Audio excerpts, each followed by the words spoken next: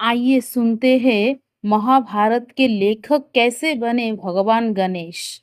ये कथा है महर्षि वेदव्यास और भगवान गणेश की।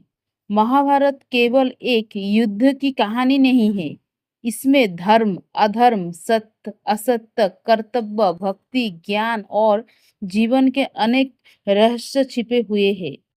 पौराणिक मान्यता के अनुसार वेदव्यास जी ने महाभारत की रचना करने का संकल्प लिया, लेकिन उनके सामने एक बड़ी समस्या थी।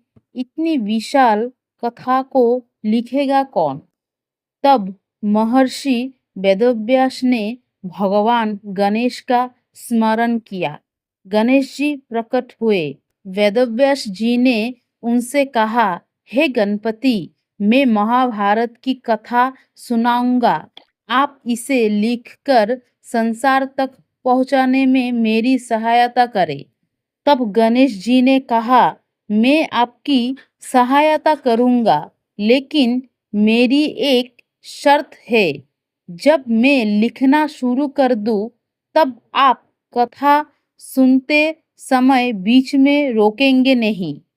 वेदव्यास जी समझ गए कि गणेश जी बहुत तेज गति से लिखेंगे, इसलिए उन्होंने भी एक शर्त रखी।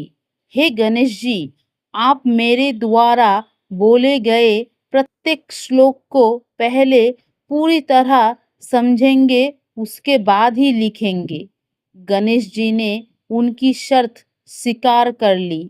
इसके बाद महाभारत का लेखन आरंभ हुआ।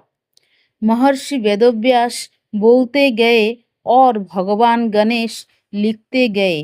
वेदव्यास जी ने पांडवों और कौरव की कथा सुनाई। उन्होंने भीष्म पितामह के त्याग, द्रौपदी के संघर्ष, कर्ण के जीवन और कुरुक्षेत्र के युद्ध का वर्णन किया। युद्ध में भगवान श्री कृष्ण ने अर्जुन को धर्म, कर्म और आत्मा का महान ज्ञान दिया।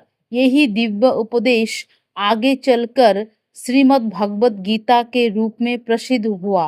वो भी भगवान गणेश जी महान ज्ञान को भी लिखते गए। लेकिन एक दिन लिखते लिखते गणेश जी की लेखनी टूट गई। अब यदि वो रुकते तो उनकी अपनी शर्त टूट जाती।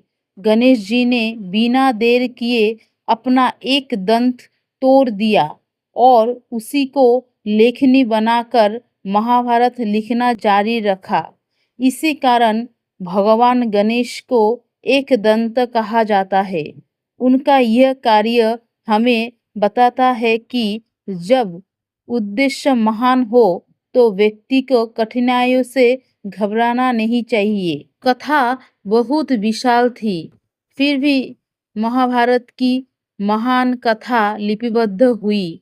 इस प्रकार महर्षि वेदव्यास रचनाकार और भगवान गणेश उसके दिव्य लेखक बने।